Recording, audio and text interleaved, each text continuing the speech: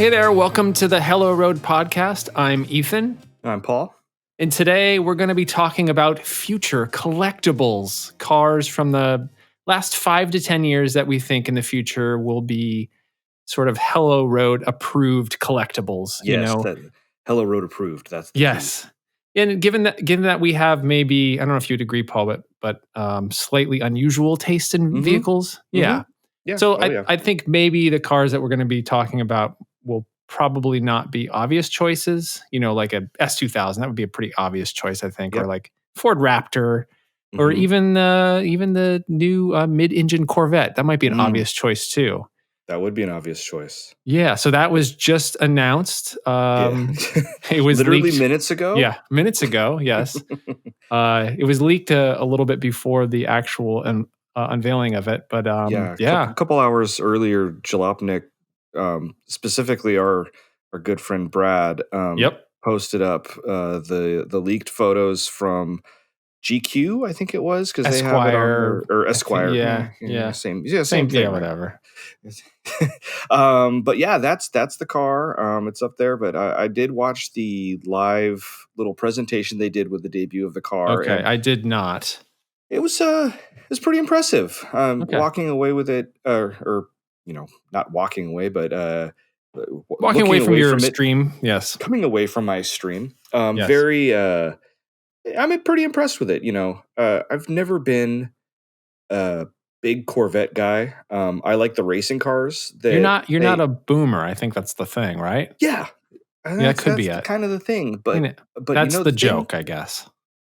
It is the joke. It is the joke, and I can preface all this by saying, yes, there is still room for 2 golf bags in the back of the Corvette. So of course there is. Boomers rejoice.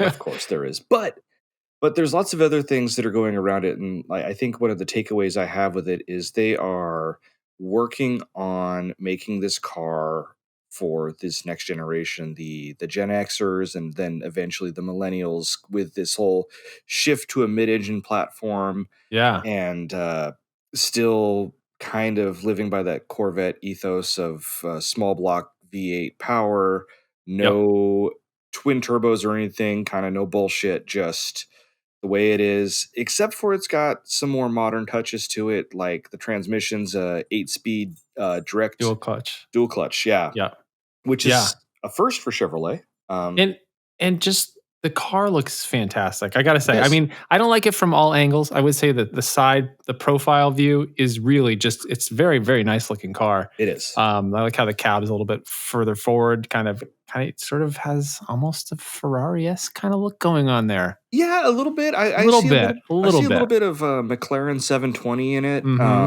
But yeah, the presentation was a very nice presentation. They kind of go over the different design elements of the car, and it comes down to it where what everybody wants to know about the thing, which is, yes, it's an 8-speed DCT only. I don't see how they could put a manual transmission into this thing, which is kind of the way things are going. Kind of a bummer, but they're supposed to be a ton of fun to drive. And the thing that got me with it was it's got 495 horsepower and 400 and some amount of torques. So it's fast. And in the trim level that they were showing, which I guess was the what they call it, I forgot what they called it already, but they're talking 0-60 in under 3 seconds, which is very fast. That's quite a bit faster than my Charade, I think. A little bit, I'd say, by at least just a couple little bit. Seconds. Yeah. But the main kicker that everybody was kind of waiting for, and all the speculation has been, is what's the price going to be? And the way they ended it was they didn't have full pricing information, which for all the different packages that are available for the car. But they said the car will start at under $60,000. That's a pretty good bargain for what you get. I guess Corvettes have always kind of been a good performance bargain, but I would have expected this to be,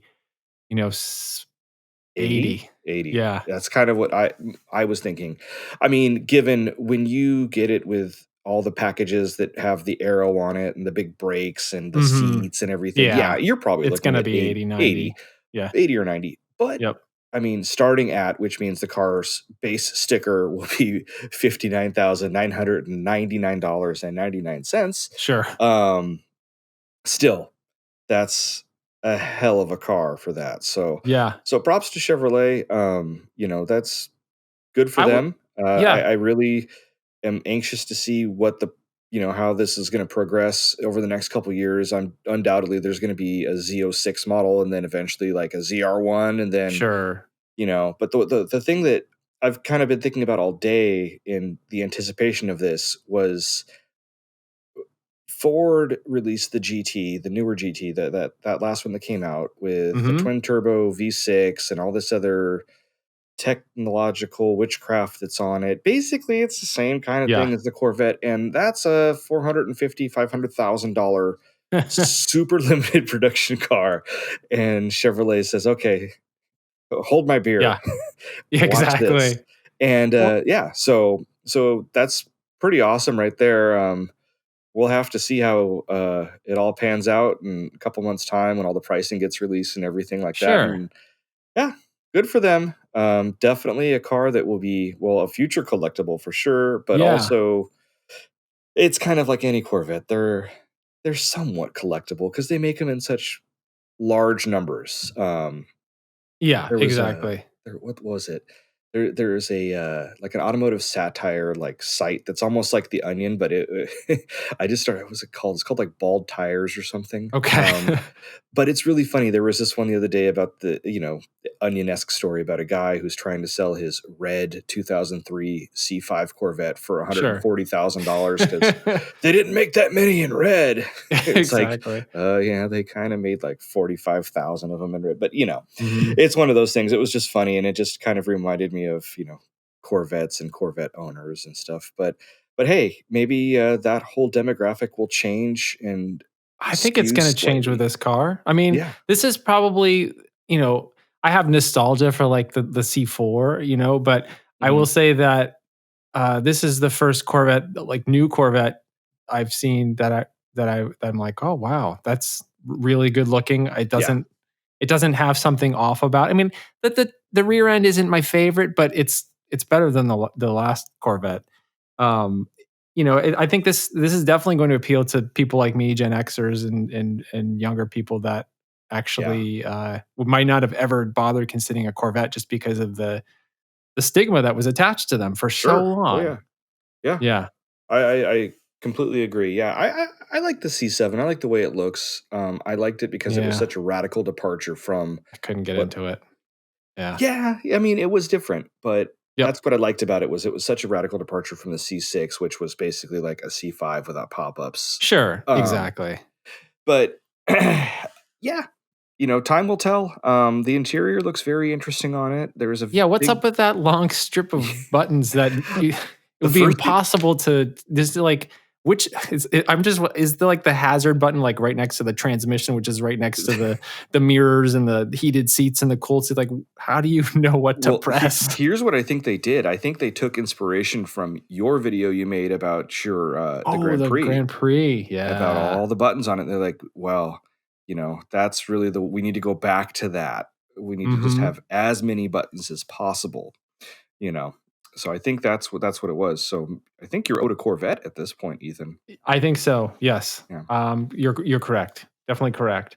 There was also been some talk online about the odd shape of the steering wheel. Mm. It does seem very strange to me. It'd be They hard to talked tell about without they actually talked about that sitting during in it. Oh, they the did. prod the thing, the stream, whatever Yep. it was called. Okay. Um there's a reason behind it.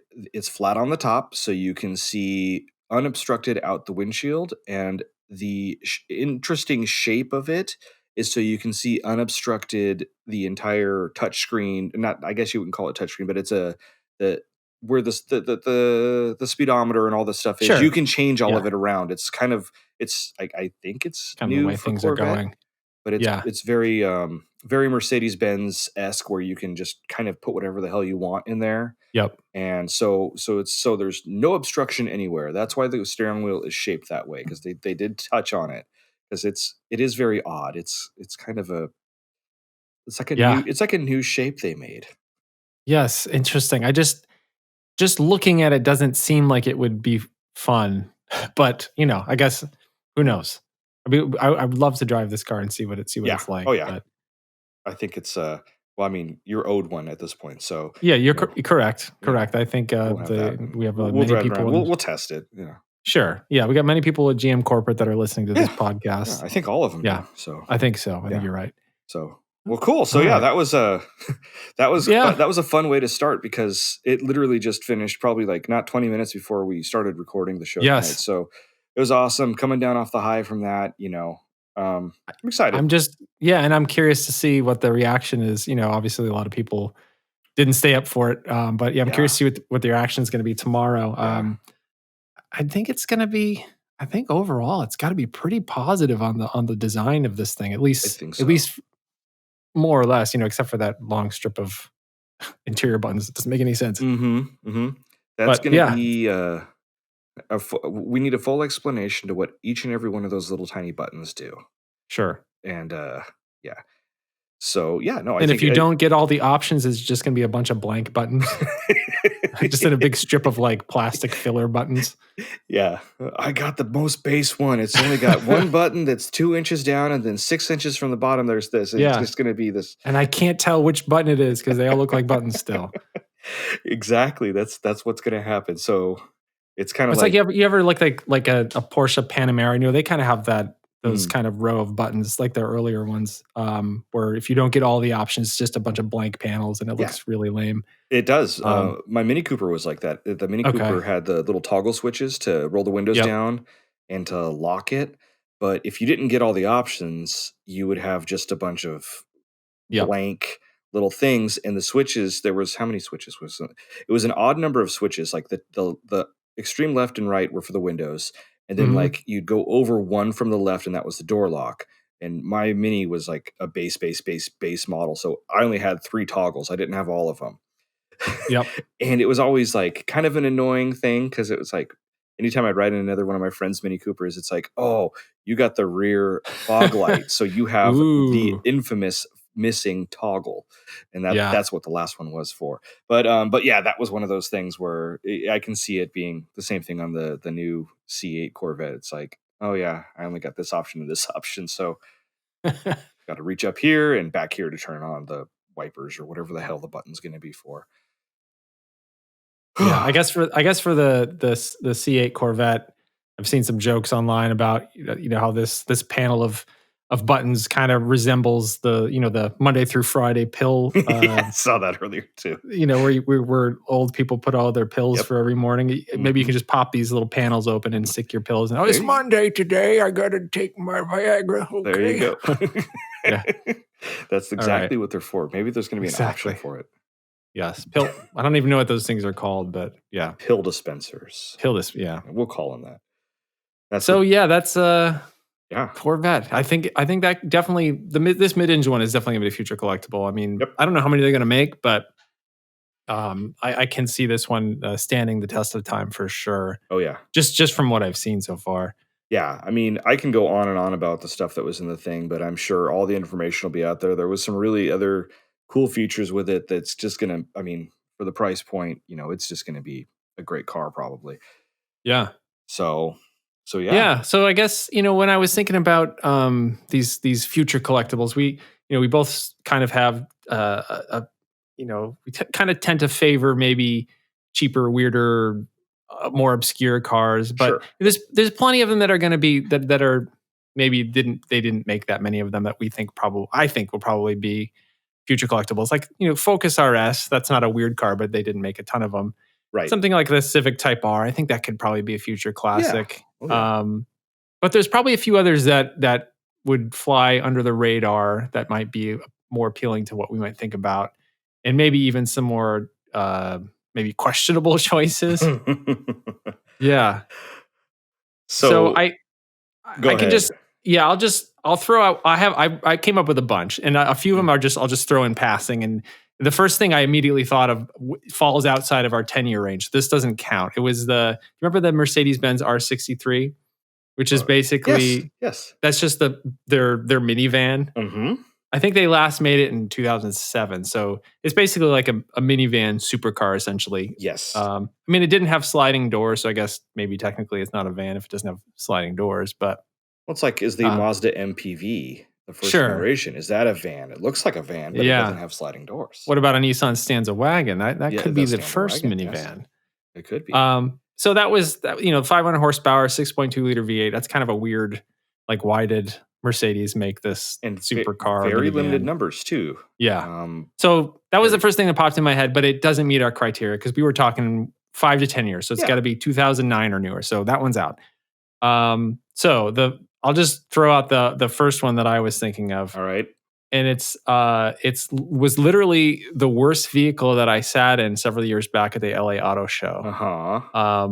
And I honestly can't really think of any redeeming qualities of this vehicle.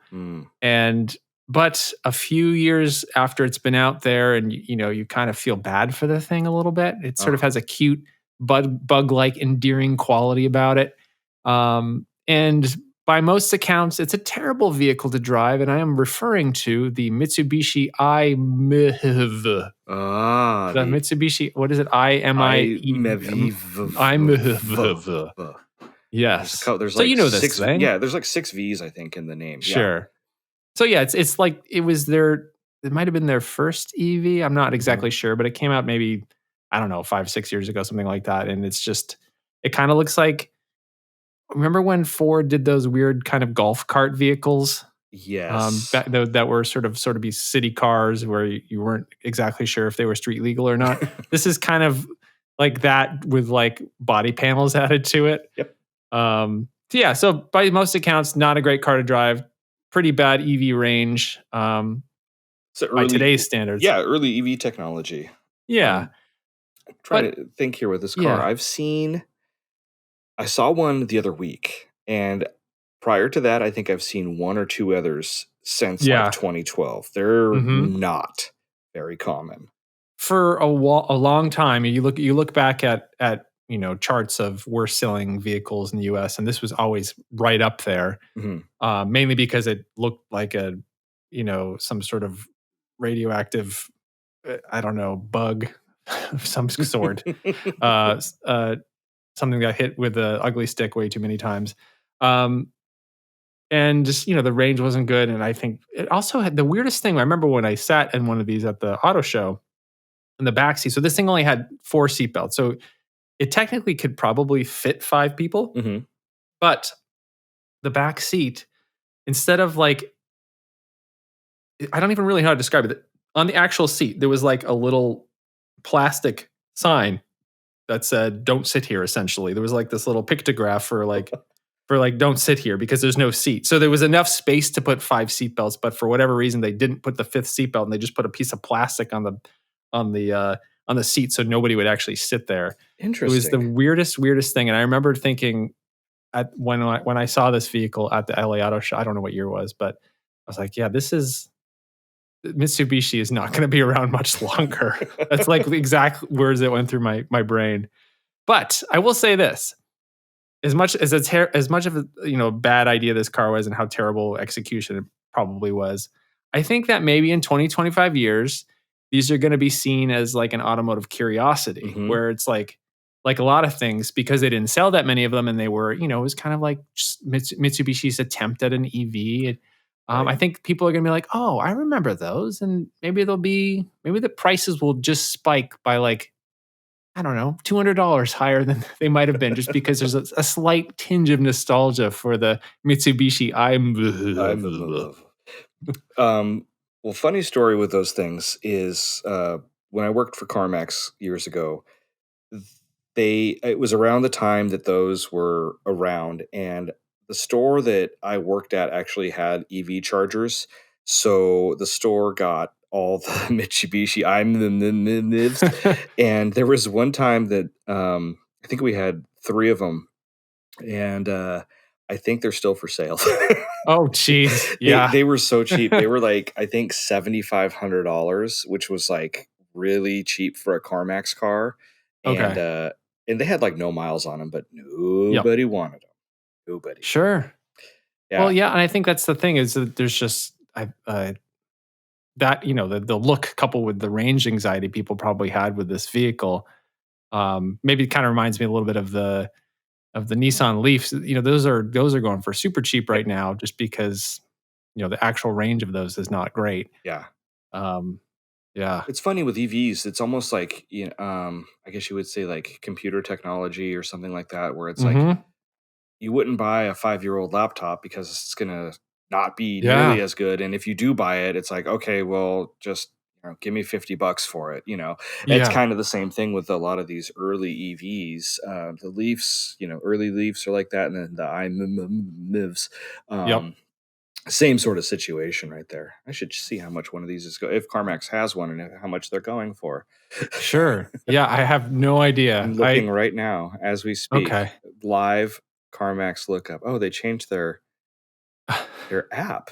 Holy crap. Oh no. That's okay. How will we know how much the Mitsubishi Oh, they have 3 within 250 miles. Okay. Wow. Yep. Did they say how long they've been sitting there? Because I bet they've been sitting there a very long time. No. I guess maybe if you work there, you'd probably know. Because you used to be able to tell from the stock numbers how long they were there for, and then that's how you could wheel and deal on them, basically. Yeah. Yeah. The most expensive one they have is $8,600 with 34,000 miles on it, but the other two are too much. $7,600 with 54 and 45,000. What year? They're all 2012s. All 3 of them that I'm seeing. Ooh, one's an SE model. That must be their sport model. Let's take a look here. Ooh, it actually has some pretty bitchin' 3-spoke. Are they wheels or are they hubcaps?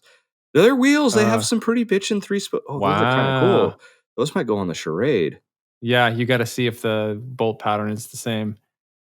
Yeah, I still think that's too much for a Mitsubishi iMIV, but considering that Leafs are going for, much, feels like, I don't know, maybe about the same price, but a Leaf is, if you're going to be cross shopping early EVs, I don't know if anybody's going to choose the iMIV. It's. I'm looking at the pictures and I see that little plastic thing in the center of the bench. It's a little plastic square. I can't read what it says because it's a CarMax picture and it's horrible. But yeah, it basically renders you from sitting there. Interesting. Yep. You can sit there just uncomfortable and you have no passive restraints. So they do have them. So there we go. If you're interested in an iMIV, CarMax in Pensacola, Bristol, and Kenner apparently have them. There nationwide, 3 nationwide. Okay. Hopefully, let's see if we can try to sell a couple of these, and maybe we get a little commission through CarMax. See if we can make a couple sales. You kidding me? Yeah. So, I'm curious. What is your first in your list of collectibles? Is it a Mitsubishi? Yeah. Well, that's so funny because when you were starting to talk about it, I'm sitting here biting my nails, going. Because I'm curious if your choices, because I had 2 Mitsubishis on my list, so I'm curious if your choice is what I'm going with. Well, probably without it, I mean, it's got to be. It's got to be the Mirage. It's a Mirage, right? Mirage. Yes, of course. Of course. So, I almost started with that, but I didn't. Well, okay. So this is such an interesting car, and why is it going to be something seen as a weird collectible in years to come? Because it's basically like the story of the Charade all over again, just in modern day, with a couple differences with it.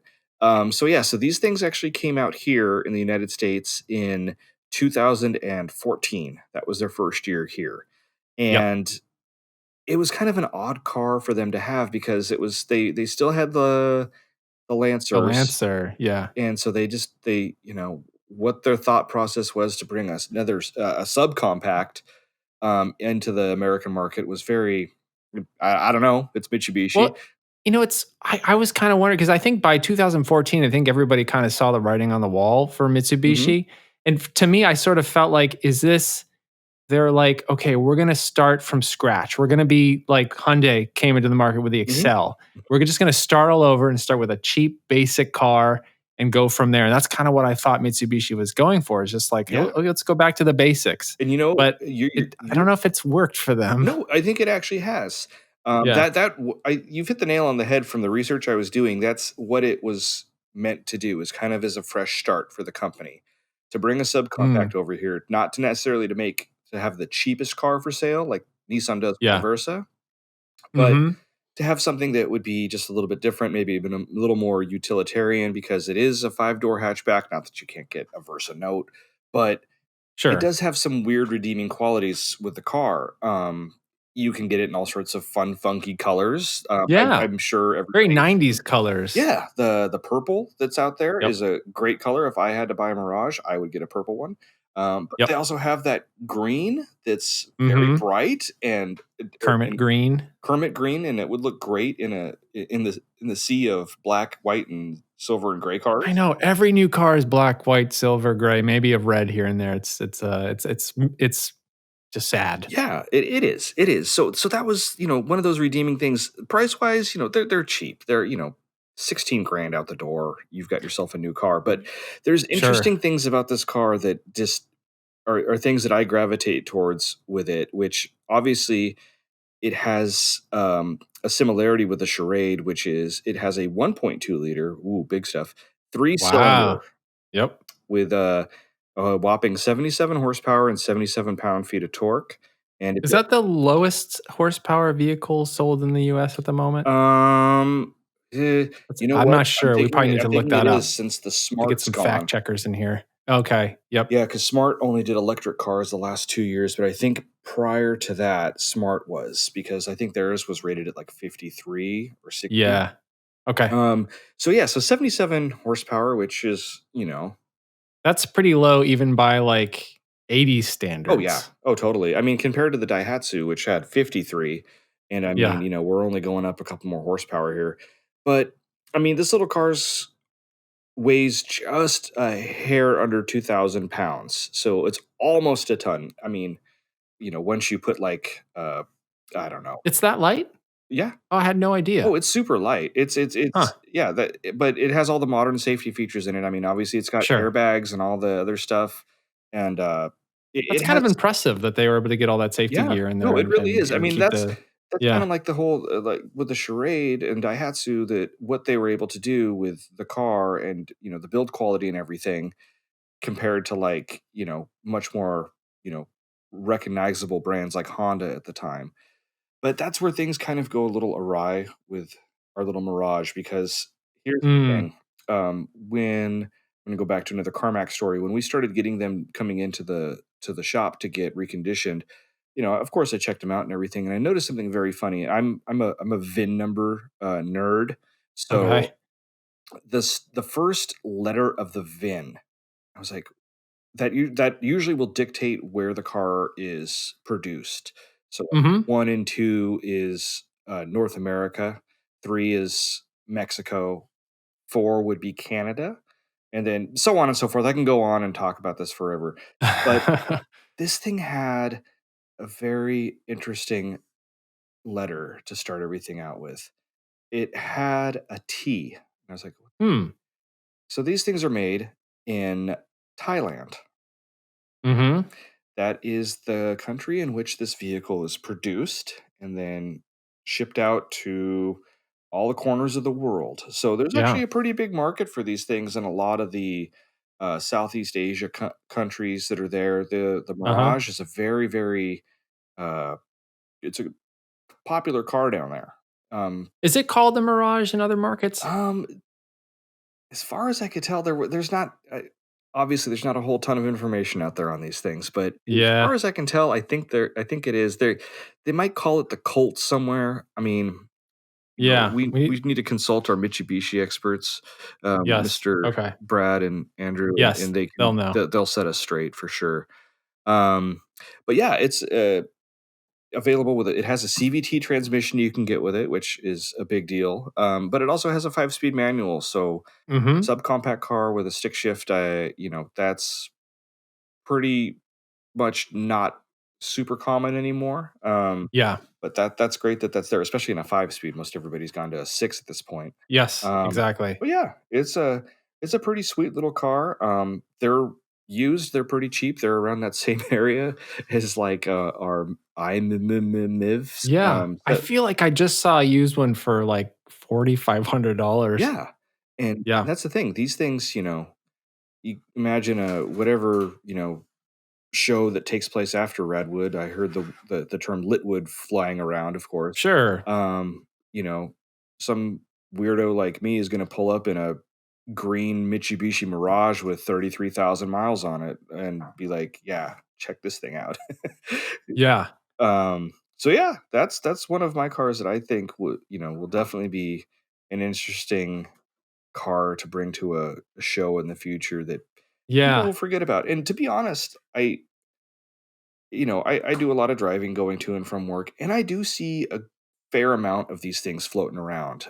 They Yep. released 2 years ago. They released a sedan version of it. It's Like still the very tiny. It's G4 or called the something. G4, but it actually looks Yep. really nice. Yeah, it's So fine. It's a fine car. Yeah, yeah, it's acceptable.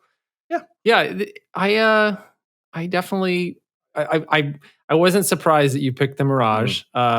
When I was thinking about this, I'm like, yeah, Paul's probably going to pick the Mirage too, but I'll just go for it. But my take on this vehicle is that the Mitsubishi Mirage should maybe be standard issue as everybody's first car. Ooh, So okay. anybody that's coming of age now and they're getting their license, it should be required that you drive a Mitsubishi Mirage as your first car. Everybody needs to have to suffer through a small piece of crap Econobox with hard, uncomfortable seats Mhm. with no power before they can graduate to a real car. So I'm thinking back to like one of my first cars was a 1987 Toyota Tercel, Mhm.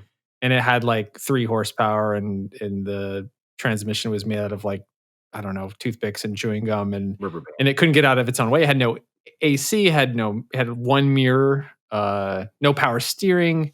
So obviously the Mitsubishi Mirage is it's a lot nicer, by the standards of what I had. But it's still kind of the modern day equivalent of a Tercel, just kind of like it's the modern day equivalent of your Yeah. Daihatsu. Oh yeah.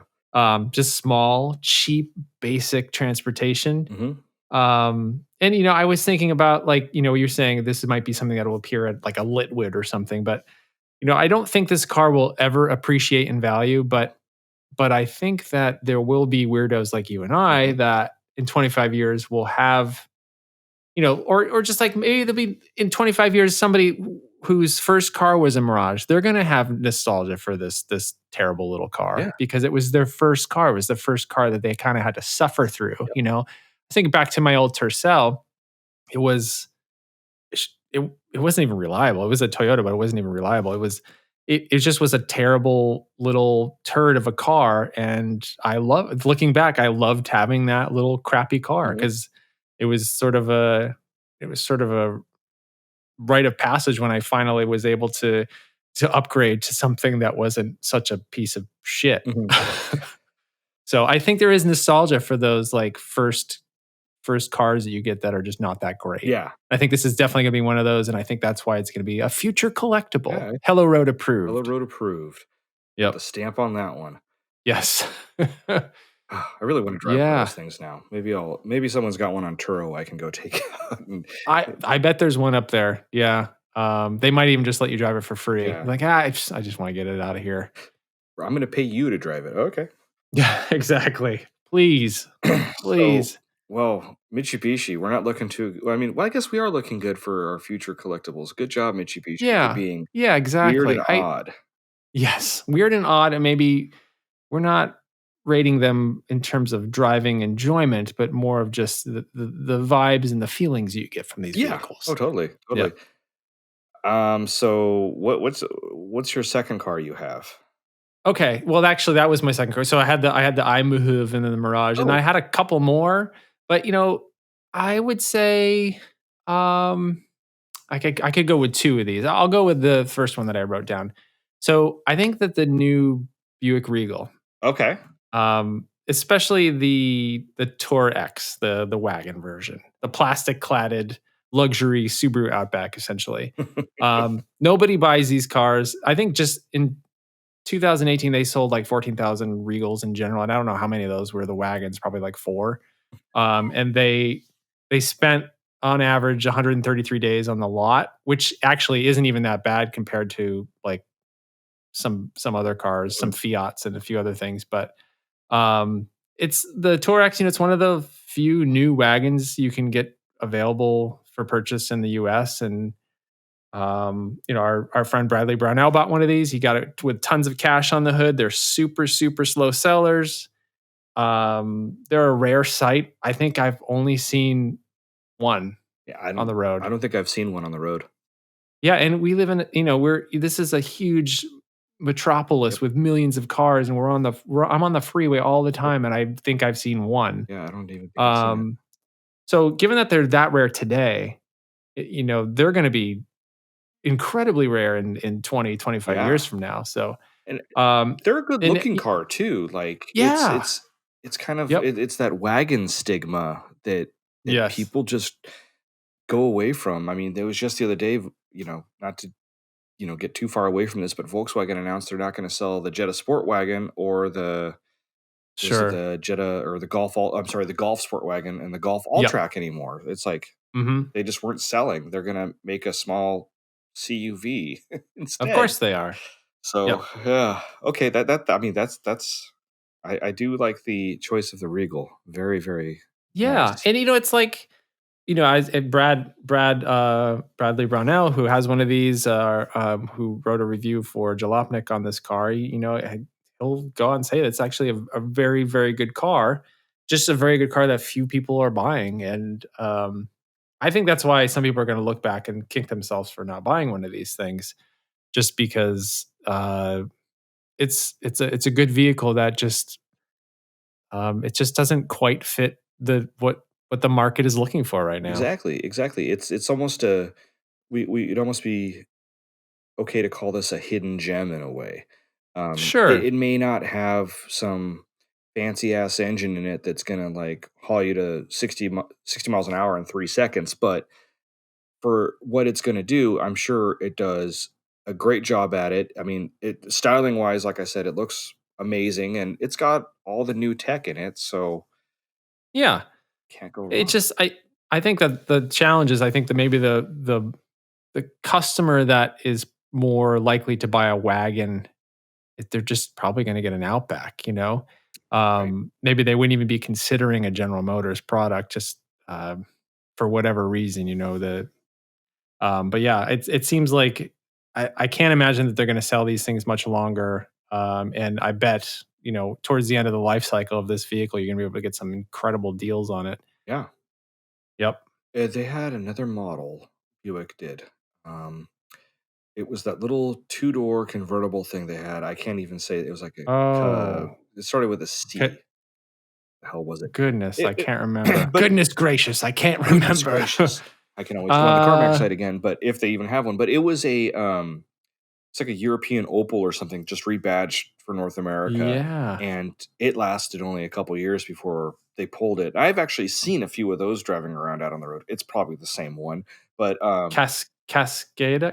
I don't even know. Cascada? Is that how you pronounce it? It's kind of a weird name. I guess I've never actually heard anybody say it, because I've never heard anybody ever talk about this vehicle. Right. Because it's one of those things that's just like off the radar. Wait, they still sell this? 2019? Cascada. Wow, okay. Is it Cascada? I hope so. That's what I said. My CarMax app is loading. Yep. I mean, it's kind of a cool little convertible. Yeah, it is. It does look cool. I'm not a huge convertible guy unless it's like, no, I don't like an S2000 or something. But this car would have been absolutely bitching if it was a little sport coupe. Throw in some turbocharged GM Ecotec motor and a 6-speed manual. Well, it would have been pretty bitching. I take that back. This car's really ugly. I don't like it. Really? I'm looking at it here on the ground. It looks okay. No, I don't like it. No, it's weird. I guess I just don't like convertibles. That's my problem. Yeah, but that's another car. Flies under the radar, and that's what I think a lot with Buick. It's funny with GM as a whole. There's so many cars because they have so many different model lines. The Buick model line and the GMC. And this is like reduced after killing Pontiac and Oldsmobile and Saturn. There's still a ton of these cars, and they just fall below the radar. Things like that Cascada, if we even said it right, and then like the Regal Tour X, or it's just something Yeah. that is not seen every day and somebody doesn't think about. So, maybe they need to Sure. look at thinning things down a little bit. We just talked about how awesome they were at the beginning of the show with a new Corvette, and now this. Well, it sounds like they're going to do that. They're pretty much going to get rid of all of the cars. Oh, Everybody's getting rid of cars. Nobody wants cars. They want yeah. CUVs. CUVs, exactly. Yep. Well, it's funny. So, we're talking about cars that kind of fly under the radar and cars Mhm. that the demographic for the car has gone away. And my next car is something that I was trying to think, because there's some obvious, choices that would be, super hello road approved. So, obviously the Sure. Mirage and stuff like that. Yep. And this is and isn't at the same time. This is kind of a little bit of I guess you could say I had to reach inside my inner Honda fanboy to Okay. pull this thing out. But I was researching it and learning about it, and it's actually a pretty sweet little car. And Okay. so my next car, the Acura ILX. The You ever ILX. heard of it? Okay. I have heard of it. I remember seeing that at the one of the LA car shows I went to. I've actually never driven one. So interesting little car. It came out and it was supposed to be, I guess you could say, the replacement for the RSX. So Mhm. it was cousins. We'll call them cousins with the Civic Si. So it shared the same Sure. engine that it had. And even in the first few model years of the car's existence, basically 2012 through let me look at my notes. I think it's 2015. Yep, 20, no, I'm sorry, 2013 through 2015, you could have gotten it with a 6-speed manual transmission, Mhm. which was pretty Okay. cool. So it's basically a Civic Si minus a few things, but then added a few things. Like it didn't have the limited slip differential in it, and but it did give you kind of a bit better interior with all the leather and some of the more updated technology at the time that was available. So it was pretty cool. I mean, in terms of like performance with the Civic, the horsepower, the weight, everything is exactly the same. Okay. So that's really, really cool. It's a car that's flown under the radar because most people just bought a Civic Si because that market, kind of catered towards, more of the youth market that's like, oh, I'm going to buy a fast Honda. They don't think to look at the Acura dealership anymore. They think, oh, I'm just going to go straight to Honda. So, but they still have this car in their lineup, and that's when things get really interesting with it. So they redesigned the car in 2016, Yep. and when they did that, they came out with this A spec package, which is Acura's like I guess you could say. I don't even know if you want to say that, or it's like their M Sure. division, I guess. But when they did that, they dropped the manual transmission, which was a bummer. Yep. But they added a DCT transmission to this thing. Honda's Mhm. first Okay. DCT transmission actually is in the ILX, and you can get it now in like the TLX, and I think the new Mhm. RDX Sport and everything has it. But the kind of cool, crazy thing with this car is even in its current trim, it's still based on that ninth generation, so the previous generation Civic, but it's Yeah. got the K24 engine in it and the 8-speed DCT. So it's kind of like a Frankenstein car in a way, where it's still got Mhm. some of the old DNA left in it with some of the new stuff in it with this DCT transmission, which, like I said, is only available on these Acuras. Honda doesn't have it on any of their cars yet. I'm sure it's probably coming in the next couple years. Mhm. But it's classified as a compact car, but they're tiny. I've seen a couple of them Yep. driving around, and they are very small. When the proportions of the car, it's similar to the SI, but it looks even smaller and squattier just because of I think it's the design of like the rear window on this that makes it look like a tiny little car. And Mhm. I think that's part of the reason why they're not selling very well. They only sold what was it? I looked up the thing. I think there's a total of like 15,000 of these things since model introduction that have been Oh, sold. So that's Whoa. 2013 to like 2018. Whoa, that's nothing. Yeah. That's There's crazy. like barely any of these things out there. And, to find one with the manual transmission ones, that would be an interesting car to bring to a show or to just have as a fun car, 20, 30 years from now. This manual transmission Acura ILX, it's odd, and it's not necessarily like, the typical crap box like we always tend to gravitate ourselves towards, but it seems like it would be a good car. I'd be interested to drive Sure. one because it seems fun, and different, and not driving around in a Civic Si. So, Sure. Yeah, definitely. And it's kind of interesting that this car didn't sell very well. I mean, is it seems like, the Lexus IS sells very yes. well, and maybe that's slightly larger. I'm not exactly sure, but it seems like there people might cross shop on ILX versus a Lexus IS. Yeah, But it could be the rear wheel drive versus front wheel drive stigma. mhm. It could be that. Yeah, Could be seen as like, the RSX sold really well for Acura. They did really good with that, even though, it was such a departure from the Integra that it replaced. sure. It still did really well, but the ILX just really fell flat on its face, but yet they Sure. still sell it. They still have it, and it's still riding on that ninth generation Civic platform. So, and they just refreshed it this year too. So it doesn't look like it's going to be here. I mean, it's going to be here for at least another 2 years, maybe, so they can get Mhm. their money's worth out of it. But very interesting that car is still out there.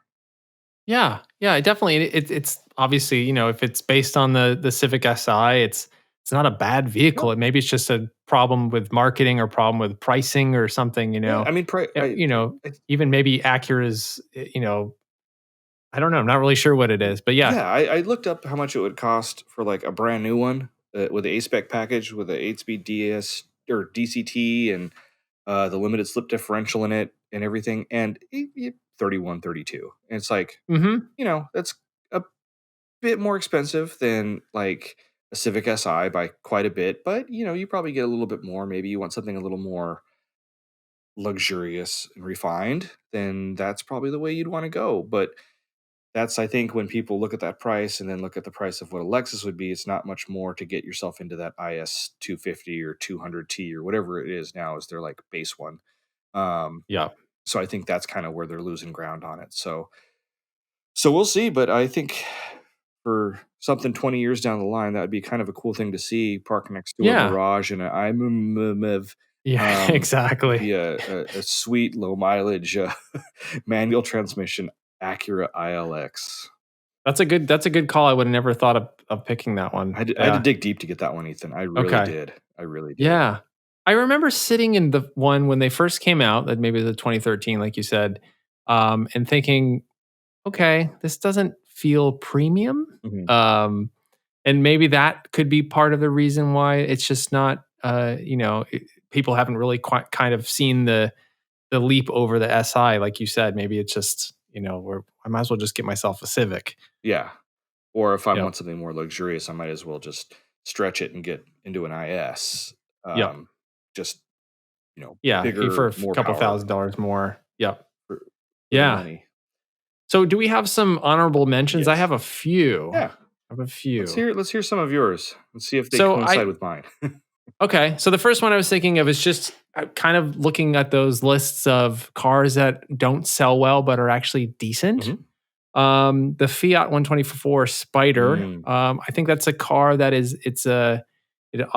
Fiat's entire lineup of cars often appears on slow selling lists. But the 124 Spider is actually a great car, and I suspect, given how sales are going, I suspect that at some point they're going to kill off Fiat in the US again. Mhm. And in 25 years, that little Fiata will remind people that there used to be one cool Fiata that you could get in the 2010s, and it was that one. Yep. It's fun to drive. Some people would say it handles better than a Miata. Maybe the engine's not quite as nice, or just different. Yeah. But that's one of those cars. I'm like, that's a pretty good honorable mention, I Oh, think, yeah. for cars that like people will in a couple decades will be like, oh yeah, that little Fiat Miata. The Fiata. Yes, That's what we'll exactly. call it. Um, Yeah. I've got. I had a bunch more, but why don't you throw a couple Well, let out? me throw one out real quick, just because it's on the top of my head right now, and I don't want to forget it. So I was thinking about your Nova Twin Cam, Mm-hmm. and it's kind of a hot little, you know, top end thing, like a modern day equivalent to that. I guess we can throw the Fiesta ST in there, where it's like, oh, it's a Yeah. Fiesta ST. So there's that. Okay, that's not the one I'm throwing out as an honorable mention, because we all Okay. know that car will be like seen as a collectible car, Yeah, and that's an that's easy like in the one. S2000 category in a way. It's a tuner Yep. car. People love it. Everything. We're talking under the radar crap here. Yep. Chevy Sonic Turbo. Turbo. Yeah, that's a good one. Um, Yep. It's not like that's a good call because it's not like great performance. You're not going to get a great performance out of that thing, but for a Sonic, it's not bad. no, it's not. And the power on the thing is not at the ST's level. I believe it has about 170 horsepower, which is still pretty Not bad. respectable. Yep. And it's a little different. So if you're kind of like us and you march to a beat of a little bit different of a drum, and you want an ST, go drive a Chevy Sonic Turbo or RS. I think they actually have even Hmm. a hotter version of the thing. Again, I didn't do a whole lot of research on it. I just know it from seeing them around, and it's just like, Sure. yeah, that's something that coming up down the line, we'll park it on the top of the Peterson Automotive Museum with, next to these cars we're talking about. A Sonic Yeah. RS or Sonic Turbo, however you want to, whatever this thing's called, you know, the manual transmission and all the other fun stuff. Yeah, that's a Sure. honorable mention for sure. I'll throw a couple more out there. I'm just gonna list them. We don't even need to talk about it if we Do don't it. if it doesn't interest you at all. We don't even need to talk about it. So these are a few more honorable mentions. I think will be future collectibles, Hello Road style in the sense that they're probably going to be forgotten. So Pontiac Vibe GT, Mm, which is kind of like that's the Matrix XRS. So it has yes. a slightly popped up motor. Yes. Throw a couple more out. Cadillac ELR, that's the Cadillac Volt. Ah. Nobody's going to remember that, and then that's going to be like, oh wow, look at that weird Cadillac that with two doors. Um, the Honda Cross Tour, I think that's probably one of the ugliest vehicles that Mm. Honda's ever made, maybe even uglier than the Type R. However, I think that's going to be a future collectible just because it's kind of weird. And then finally, I actually am kind of warming up to these, the Acura Zdx. There you go. So you know that Yep. one. That's the one that is. It's basically take a real normal looking SUV and then chop off the back and kind of make it look like a Yep. car. I don't know. I'm kind of coming around. I'm kind of warming up to that You design. know, Like, because I really am I'm kind of opposed to that type of vehicle. Like, let's take it something that looks like a coupe and lift it up and put wheels and tires that are way too big. mhm. But I'm kind of digging the No, ZDX. it's a polarizing car, and Yeah, it's kind of in a way to me clumped into that same group as like the Pontiac Aztec, where it's just like it's such a sure, polarizing thing where you don't really know where to put it and classify it, and maybe sure, it's got some questionable styling on it. But as far as I know, the ZDX and the Accord Cross Tour they share the same platform. The Accord Cross Tour was way more popular than the ZDX was, sure. but Yep. I kind of like the ZDX too because of its weird quirkiness, and the design of it is interesting, and it's not cookie cutter in any way, shape, or form. Mm-hmm. So I Yep. think, yeah, I think that's definitely a great choice to have on as our Hello Road approved collectibles for the future, for sure. Yeah. And Facebook's probably really confused because I was just searching for ZDXs on Facebook Marketplace. So now they're gonna be like, wait, you're searching for Dodge Omnis and now like in this newer Acura. I'm just totally confusing the algorithm. They don't know what to make of me in terms of cars. But I will say, to take that back a little bit, I do a lot of searching for vehicles on Facebook Marketplace, Mhm. and they do recommend cars that I like. I will say that. Huh. And I don't know how they do it, but they know that I like the quirky cars from the 80s and 90s, so they're throwing those out there at me all the time. Like Mixed in with a little sprinkling of Acura Zdx yes, and Fiat 124 Spiders. sure. For instance, like right now, I've got and my tabs open on my browser. I've got a '94 Oldsmobile Silhouette. Nice. $1,700. It's in pretty nice shape. This is the Dustbuster minivan. You know about this one. I've also got a '93 Mazda MX6. Ooh. You know, The Ford Probe. it's not the V. Yeah, it's the Ford Probe essentially. Where the Ford Probe is the MX6, depending on how you look at it. The better looking Ford Probe. Yes, exactly. This is not a V6 version. This is the 4-cylinder version, but it's $1,100. I don't know how I could go wrong with that. Wow, that's pretty sweet. Two more. I got a couple more that are on my marketplace. I'm looking at a 2006 Volkswagen Touareg V8 for $2,300. Can't go wrong there. There's probably nothing wrong with it. There's nothing. And it's bulletproof. No. But I was thinking that would be like, a stupid car to get to kind of I'm sort of diverging from our future collectibles. This is just crap that's in my wish list. But anyway, yeah, I got excited because we're talking about cars I want to buy. So those Touaregs, they're super reliable. Like, I'd drive it across country with like your family and everything. No problems. Sure. No problems. It seemed like a kind of a neat one to just throw some off-road tires on it, beat the crap out of it. Yeah. Totally. No, I think they're cool. I mean, it's just that questionable reliability with them. Sure. Oh. Yep. Fun stuff. All this talk about these cars, got me looking and searching and doing things, and I'm just like, man, it'd be fun to. The end of the day, I was just like, man, it'd be cool to have a Mirage, and I was like, oh. My Fit, I love my Fit so much. It's so good. And I would be really downgrading, I think, going to a Mirage. So that's why I'm like, I need to go out and drive one and spend some time with one and see if I could, have a fleet of, my thing will be a fleet of crappy 3-cylinder cars. And sure.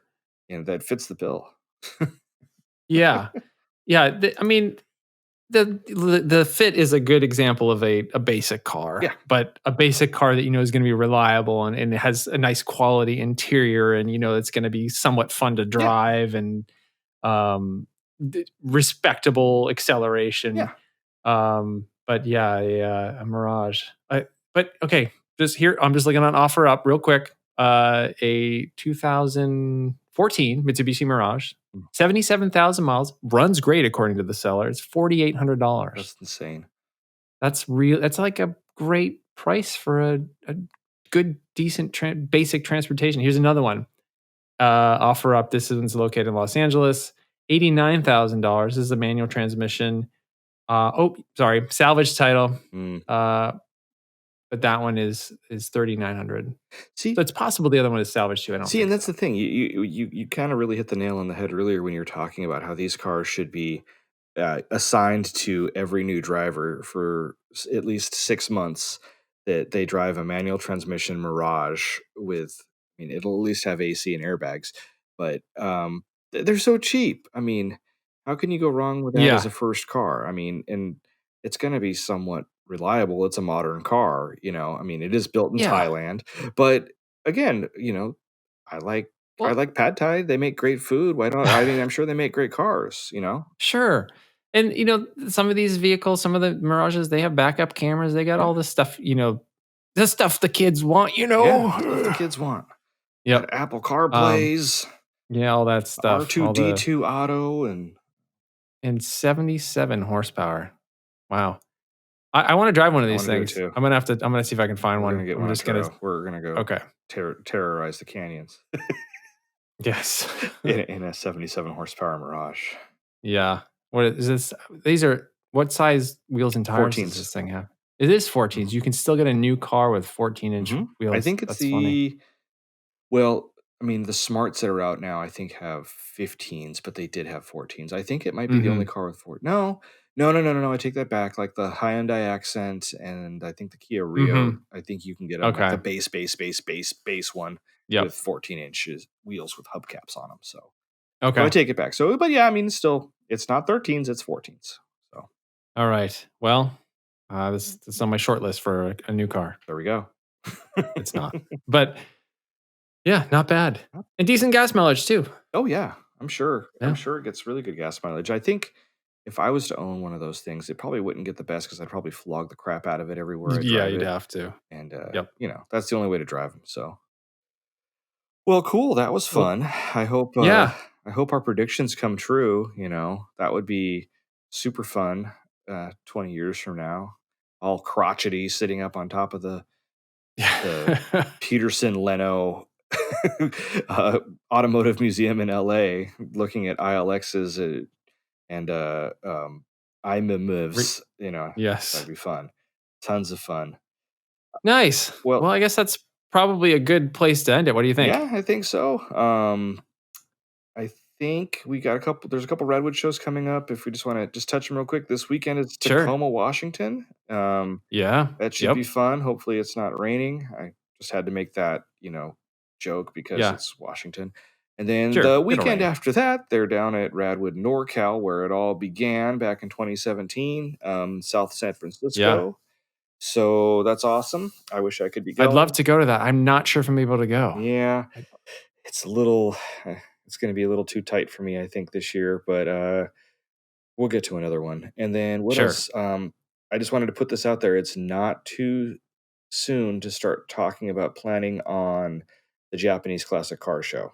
It is. Oh yeah. When is that? It's September 21st, which is a little ways out from now, cool. but and that happens at the it is in Long Beach. This is going to be the second year they have it at the Marina Green Park, which is across the harbor on the north. It used to be over where the Queen Mary is, but they moved it last year. And this is where they've had the Toyota Fest, the show that I've gone to the last couple of years. And it's a lot bigger of a lawn, I guess you could say, that they're going to show compared to what they used to have. So there's a lot more, there's a better ability to have more cars there.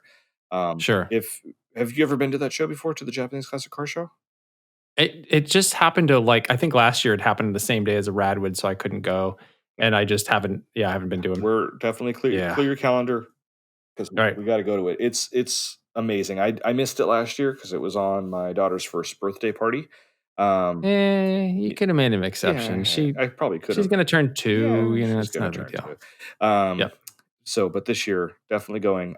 So yeah, that's September 21st. It's, if you're into Japanese cars, if you're into classic Japanese cars, it is automotive nirvana, seeing some of the stuff you get to see out there. It is so cool. So I had to put that out there. So, and I'm going to keep talking about it every single podcast so we can get every single person until it happens. To go. Yes. Well, cool. Where can everybody find you, Mr. Ethan Tuft? All right. Yes, so you can find me at youtube.com/hello road, where I got a couple new videos up of I got one of my Geo Prism GSI. And then you can also find me on Instagram and Twitter at Mr. Ethan Tufts. So what about you, Paul? You can find me at Instagram and Twitter at Paul's Finest Hour. And really haven't done a whole lot on it, but I'll make that. I'll fix that this weekend, hopefully. So okay, we'll get some stuff up there. Very good. Well, thank you everybody for listening, and have a good night. All right, take it easy, everybody.